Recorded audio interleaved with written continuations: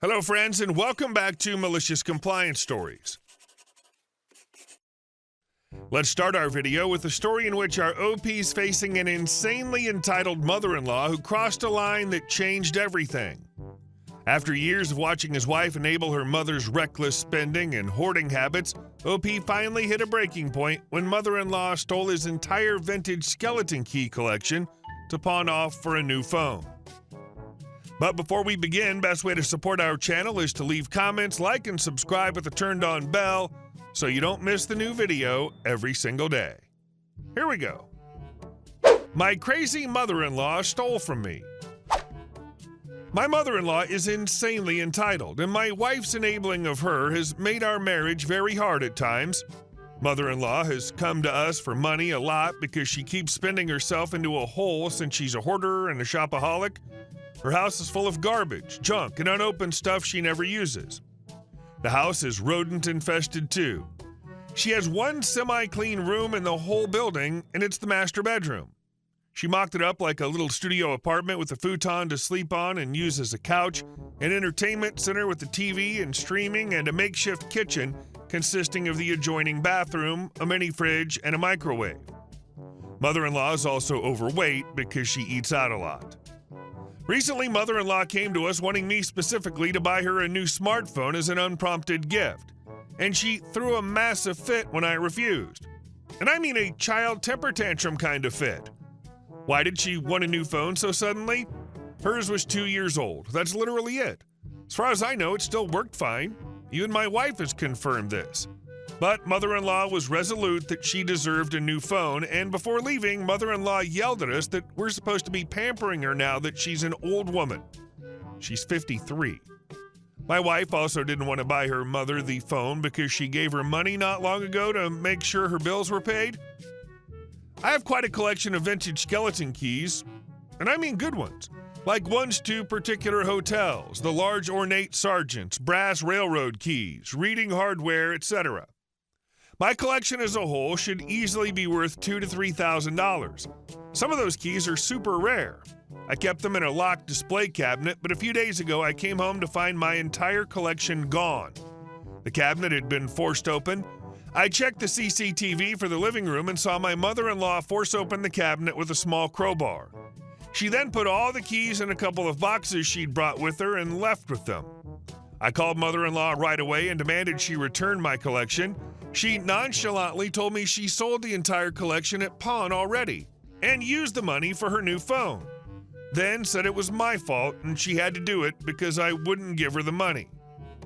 My wife was seemingly on my side until I said I was going to call police. She begged me to just drop it and even suggested I start a new collection.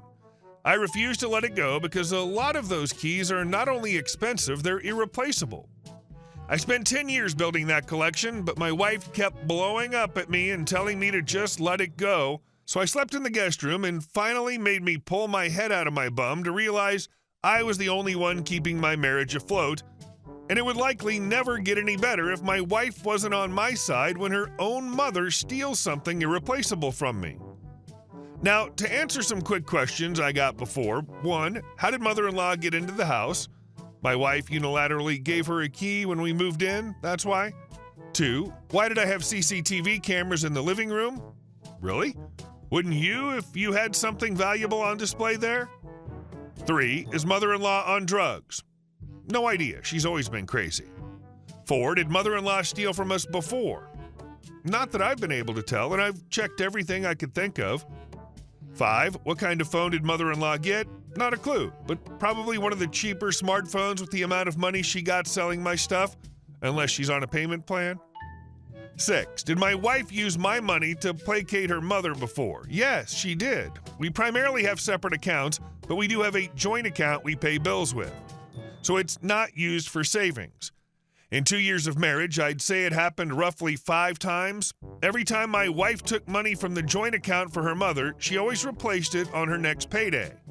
Though in hindsight, I think she only did so because she knew I'd never let it go, because she would always have an attitude with me for a few days after.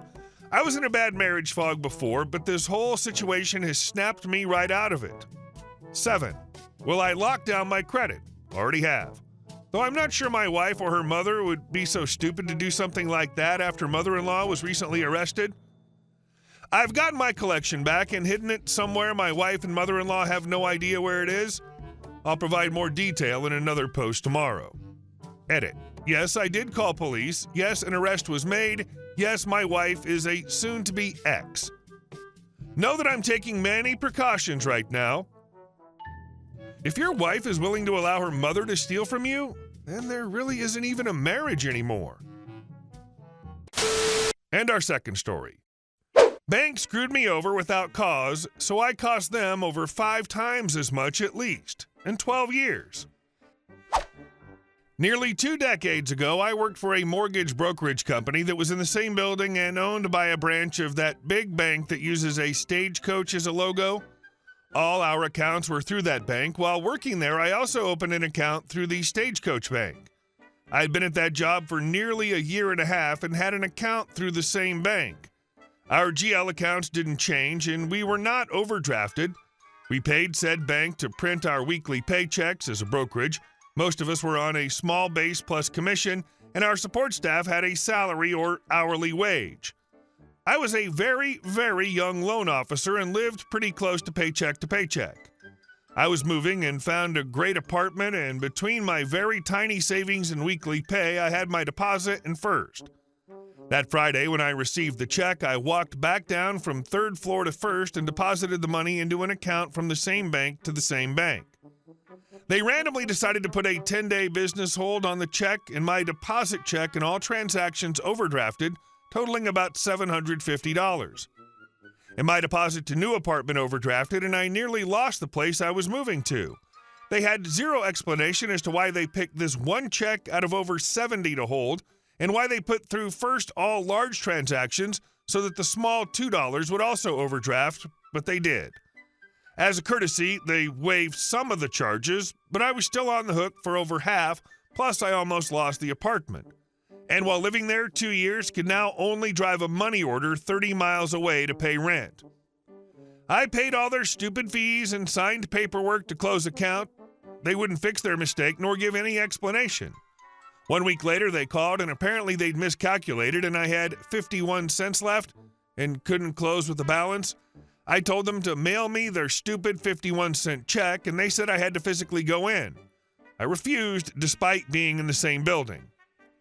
For over 12 years, I received a statement each month with the postal charges shown, and quarterly, I'd receive a new card that I'd never activate again with postage. Because I'd answer calls, they couldn't close the account as I could be contacted. They changed checking plans multiple times and called constantly to get me to change from grandfathered accounts. I'd merely chat with rep, but not budge, and I'd leave good reviews for them, but I'd happily listen to every argument to leave my old account system and count the hours at even minimum wage added up over the years and not change. 1 year, I actually earned a couple pennies even. Woohoo! More statements. I didn't love the waste of paper or plastic, but I did recycle it all. Finally, after over 12 years, they found a way to force me to change accounts or start charging a maintenance fee. I told them to mail me my check, and they finally complied. Idiots took over 12 years to do what I requested to begin with. Figuring just minimum wage and postage, not counting cards and other stuff, not refunding me the stupid 51 cents after being a-holes, the branch manager was really nasty about their glitch, and then realized she knew me but still made me pay majority of those overdrafts. Worked out to about $1,780 base plus the rest. A-holes should have refunded overdrafts and sent me my 51 cents. Good one. I have a feeling that your account may have been discussed at the branch level meetings too. So if you factor in supervisor and or manager time, then the cost to them may even be higher. And I'm sure many new staff would have been briefed about the legacy account during the handover discussions. And our last story. And the developer is sabotaging us mother's house and properties in an attempt to get her to move. Damages on the order of $100K. My 88-year-old mother had been living on a large piece of land in Silicon Valley for over 50 years. Despite my frequent suggestions to downsize and move somewhere more manageable, she's refused every time. She's set in her ways, and considering her brother lived similarly until 98, I've come to terms with the fact that she might be there for a while yet. But lately, strange and disturbing things have been happening on her property. It started small, trash in the swimming pool, broken windows, shrubs mysteriously chopped down, but in the last month it's escalated. Someone has been outright vandalizing her home, poison left near her prized trees, ugly graffiti, damage to the brick and stone walls. It's clear that whoever's doing this is trying to intimidate her. Just a week ago, she heard noises outside around 8 p.m. When she looked out, she saw a man dressed in black meticulously wrecking things around her property. At 88 years old, my mother grabbed her BB gun and chased him off. She's always been tough, but this is a new level of insanity. It's like something out of a bad movie, except it's real. She's since set up security cameras hoping to catch the culprit, but with me living 1,000 miles away, it's tough to help. We were no contact for 8 years, only starting to mend fences after my brother, the peacemaker between us, passed away. She's independent, stubborn, and not easy to deal with, but I can't just sit back while someone terrorizes her. She thinks she knows who's behind it, a real estate developer who lives nearby. This guy's been developing properties around her neighborhood for years. My searches confirmed his presence, and I wouldn't put it past someone in his line of work to try to intimidate her into selling her valuable land for cheap. She's convinced he's trying to force her hand by making her life as difficult as possible. Update. The private investigator paid off. We caught the man responsible for the damage, none other than the real estate developer my mother suspected. The security cameras captured him on multiple occasions, sneaking onto the property at night, causing damage and setting traps to harm the landmark trees. The evidence was undeniable. We handed everything over to the authorities. My mother pressed charges for trespassing, vandalism, and attempted environmental damage for the poisoned tree.